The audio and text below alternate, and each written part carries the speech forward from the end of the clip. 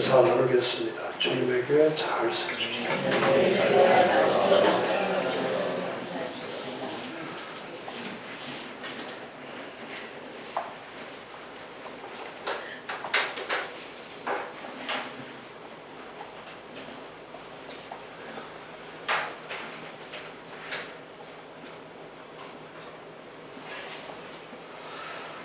지난주에도 제가 말씀드렸지만은 교회들마다 다 겪어야 되는 일이 있죠. 다 겪어야 되는 것이 뭐냐면 리더십을 계속 확장시켜 가는 거죠. 리더십을 계속해서 확장시켜 가는 게 참 어려운 거죠. 그래, 직분자를 세우는 거는 뭐 시간이 지나면 세워질 수밖에 없고, 직분자들은 세워질 수밖에 없죠. 장로도 세워야 되고, 또 본사도 세워야 되고, 안수집사도 세워야 되고, 집사도 세워야 되고. 근데 장로를 세운다고 해서 리더십이 되냐? 그렇지 않습니다. 그러니까 장로라고 전부 다 리더십이 되냐? 그렇지 않죠. 또 권사라고 다 리더십 되는 거 아니죠. 또 안수집사도 마찬가지고. 요즘은 그 교회들마다 가장 그 어려운 부류, 다루기에 제일 어려운 부류가 안수집사 그룹이죠. 안수집사. 그러니까 안수집사 그룹이 왜 어려우냐면, 잘못돼 가느냐면, 물론 연령층도 그렇지만 40대, 50대 연령층도 그렇지만 집사 때 제대로 트레이닝이 안 되기 때문에, 집사 때. 지금 이제 교회의 생태계가 무너져 버린 것이 뭐냐면, 집사 트레이닝이 잘 되지 않죠. 집사 훈련이 잘 되지 않아요. 재직들을 세울 때에 10년, 20년 전하고 지금하고 다른 것이 뭐냐면, 교회들마다 훈련들이 너무 약하기 때문에, 훈련들이 약하니까 훈련받지 않는 사람들이 집사가 되고, 또 훈련받지 않는 사람들이 안수집사가 되니까, 그 안수집사가 되면은 질적으로 신앙의 질이 좋아야 되는데, 신앙의 질은 좋지 않고 자기들의 세력만 강해지죠. 카르텔이 되는 거예요. 카르텔이. 그래서 마치 본인들이 장로들을 견제하고 또 목사를 견제하는 새로운 신흥 그룹으로 만들어져 버리는 거죠. 근데 이런 잘못된 메커니즘을 깨트리지 않으면 한국 교회는 시간이 지나면 지날수록 그 사람들이 또 장로 되는 거예요. 그 장로가 되면은, 요즘 그렇잖아요. 웬만한 교회들은 목사님들이 개척하지 않은 지 개척 시대가 지나가고, 지금은 이제 다 부임 시대로 이렇게 가기 때문에, 그러니까 후임자가 와서는 그 개척자가 했던 그 목회를 이어갈 수가 없어요. 그러니까 한국의 그 아주 생태계가 좀 나빠지는 게 그거죠. 특히 요즘 은퇴하는 목사님들은, 은퇴 제대로 하시는 목사님들 드물죠. 왜냐하면 교회가 은퇴 예배를 안 드려주죠. 절대 드려주지 않습니다. 그러니까 은퇴 예배를 드린다는 뜻은 뭐냐면, 별도의 예배 시간을 갖고, 예를 들어서 토요일이든지 주일 오후든지 이렇게 별도의 시간을 갖고, 외부의 그 은퇴 목사님 동료들이라든지 모임이라든지 이런데 외부 손님들을 초청해가지고 정식으로 은퇴 예배를 드려주는 교회는 드물죠. 드뭅니다. 그냥 주일 예배 때 그냥 은퇴 예배로 그냥 묻어서 가지, 그렇게 크게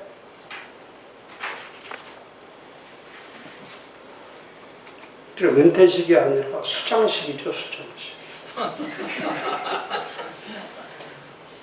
그날부로 그 교회와 결별하는 거예요. 결별하는 거예요. 그러니까 원로 목사라고 하는 이 타이틀이 지금은 무색하죠. 무색하죠. 또 원로 목사를 해줘도 또 그 원로 목사에 대한 그런 품격 자체가 바람직하지가 않죠. 그러니까 이런 생태계로 계속 가면 교회들마다 전부 다 개교회주의로 빠질 수밖에 없고, 또 개교회주의에서 더 나빠지면 이제 소수에 의해서 교회가, 제가 그래서 제일 먼저, 저 벌써 3년이 넘었지만 4년 차가 됐지만, 그때 제가 교회 안에, 기독교 안에 제일 무서운 그룹이 뭐냐면 카르텔이다. 그래서 이 교회 안에서 기득권 세력들, 기득권자, 그 사람들이 지금 점점 안수 집사가 되고 그 사람들이 장로가 되어 있기 때문에 한국 교회가 틀이 바뀌지 않는다.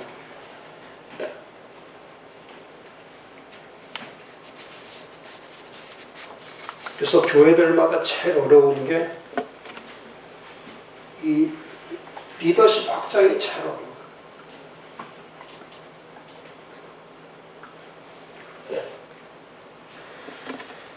그러니까 리더십을 계속 세워가는 게 제일 어렵죠.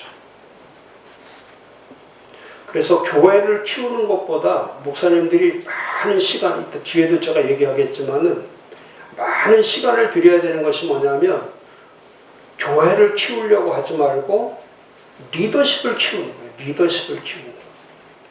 그런 생각 하시는 분들 많죠. 성경 공부시키면 나중에 다 그 사람들 때문에 힘들어진다. 그러니까 성경 공부를 시키기 때문에 힘들어지는 거예요. 근데 리더십 훈련을 시키면 함께 동역을 하는 거죠. 동역을 하는 거예요. 그래서 성경 공부를 시키려고 하지 말고 리더십을 확장시켜 나가는, 리더십을 확장시킨다는 게 뭐냐면 처치 플랜터를 세우는 거예요. 처치 플랜터. 사도들이 잘했던 것처럼 사도행전 6장에 가서 집사들을 세울 때 그런 집사들이 어디서 출발합니까? 사도행전 2장 42에서 47절에서 출발합니다. 우리는 목사님들이 교회에서 훈련을 시키면, 전부 다 성경 공부 시키면은 다 페라처치에서 나오는, 선교단체에서 나오는 훈련 교재를 가지고 하기 때문에 그게 잘못되는 거예요. 또 평신도 교재라는 건 그건 절대 잘못된 거예요. 평신도 교재, 또 선교단체 교재, 페라처치에서 나오는 거, 이런 것들은 왜? 이미 그 교재 자체는, 교재 자체의 근거 자체가 이 교회가 없기 때문에. 선교단체는 절대 교회 말을 할 수가 없죠. 선교와 교회가 분리됐다고 생각하지 선교와 교회가 일치하다고 말하지 않죠. 그러면 선교는 무너져요. 그래서 언제나 선교가 선제적이다 이렇게 가르치는 거예요. 선교단체는 항상 하는 말이 뭐냐면 선교가 우선이라는 거예요. 선교가 우선이다. 근데 예수님은 선교가 우선이라고 말한 적이 한 번도 없죠. 예수님이 하신 말씀은 뭐냐면 교회를 세우라는 거예요. 교회를 세우라. 그럼 목회하시면서 그런 분들 봤습니다. 교회는 선교하는 거다.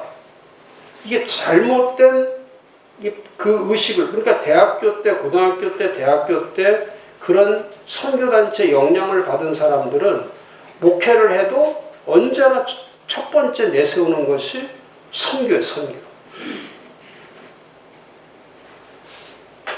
근데 1950년대 그 선교 패러다임이 50년 전에는 그런 패러다임 자체가 지금 우리들이 갖고 있는 것처럼 선교를 위한 선교를 했지만은 1950년도에 그 선교의 가장 창시자라고 할 수 있는 그 맥가브란이 그때 선교론을 완전히 바꾸는 것이 뭐냐면 선교를 위한 선교가 아니라 교회를 위한 선교라고 하는, 교회를 앞에 쓴 거예요. 교회를 위한 선교. 그러니까 교회 자체가 선교라는 거예요. 교회 자체가 선교. 이 패러다임을 바꿔버려. 전 세계의 선교학의 패러다임을 다 바꿔놓은 거예요. 그게 너무 잘한 거예요.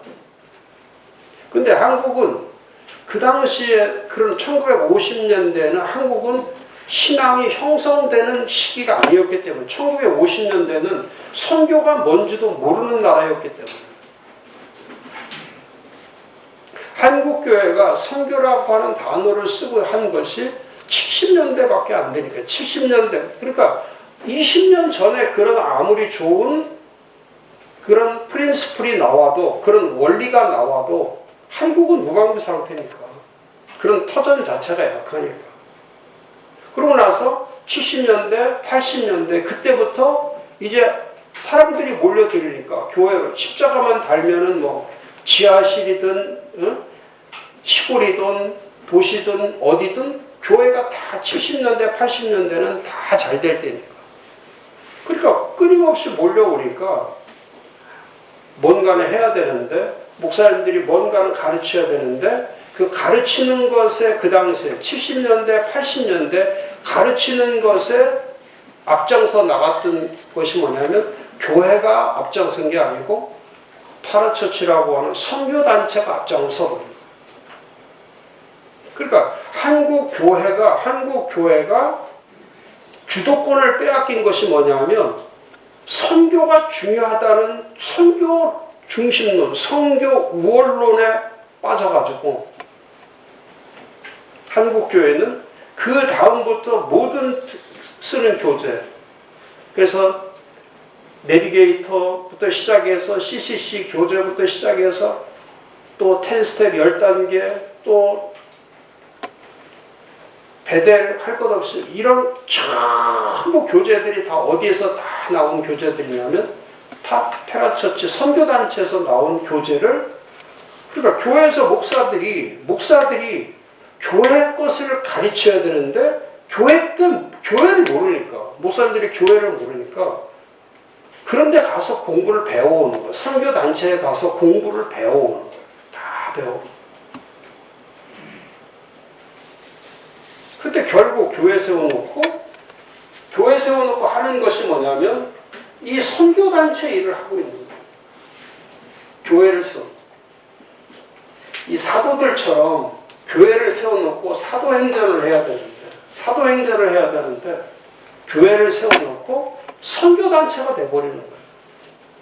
그리고 교회의 제일 프라이오리티는 선교다.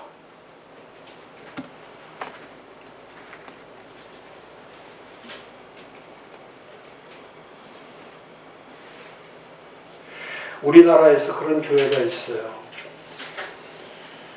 헌금의 51%는 무조건 선교를 위해서 쓴다. 그래서 그 교회는 깡통교회라고 해가지고 교회 운영하고 하는 거는 아주 적게 쓰고 모든 재정을 다 선교하는데 그래서 그 교회 가면은 세계 지도를 그려놓고 세계 지도 가운데 70개국, 80개국에다 선교를 다 보내는 그러니까 교인 한 사람마다 한 지역 나라마다 이렇게 선교를 다 배정하고 하면서 그래서 막 유명해진 거예요. 교회도 어마어마해. 그리고 모든 한국 교회의 목사들의 로망이 그 교회를 담는 거예요. 그 교회를 담는 거예요. 그때 제가 그 교회를 바라보면서 그 생각을 하는 거예요. 교회 없는 선교가 가능할까? 자, 교회가 없는데 선교가 가능하냐? 불가능하죠. 그건 불가능해요. 그렇게 하다가 20년, 30년이 지나면서 그 교회는 해체돼 버렸죠.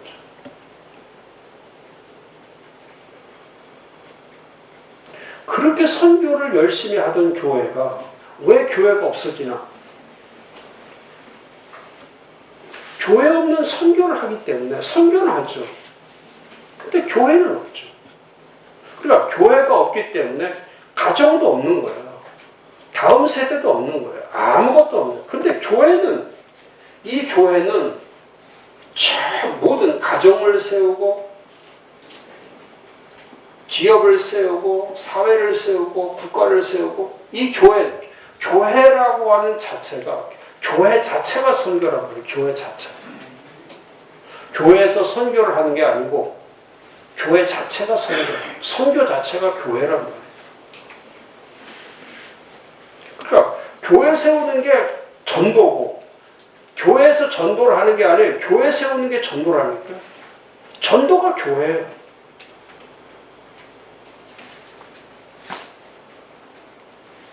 지금도 목사님들이 사람 세운다 하면은 제일 먼저 생각하는 것이 제자를 세운다고 생각해요. 제자를 세운다. 제자. 근데 이게 어디서 온 거냐면 이게 페라처치에서 온 거예요. 선교단체에서. 이 페라처치의 특징은 뭐냐면 교회가 없다는 거예요. 교회가 없다는 거예요. 페라처치 자체는.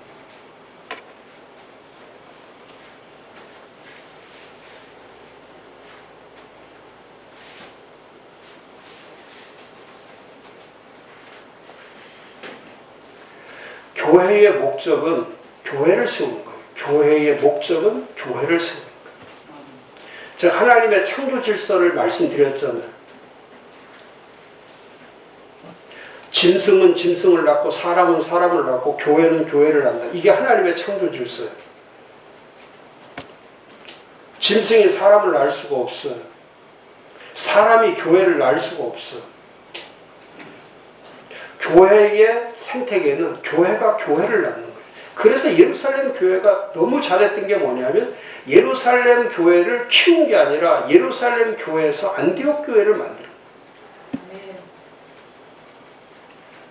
선교가 목적이 아니에요. 교회를, 사도행전 11장에 가서 2장, 6장, 2장에서 6장 플랜터들을 세워놓고 그 플랜터들을 통해서 했던 것이 뭐냐면 가장 중심되는 인물들이 한 일이 뭐냐면 바울이나 바나바가 교회를 세우는 거예요. 교회를 세우는, 선교하러 다니는 게 아니에요.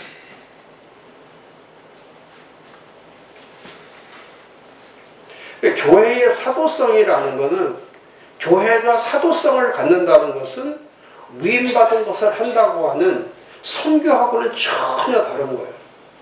선교보다 단위가 높은 거예요. 교회에 대한, 예수님께서 교회를 위해서 피값을 주고 교회를 사셨지 선교를 위해서 피값을 주지 않았다니까. 공동체를 세우라고 한 적 없어요. 목사님들이 언어 쓸 때 잘해야 되는데 교회는 공동체다. 아닙니다. 교회는 교회이다. 교회는 교회인 거. 공동체가 아니에요.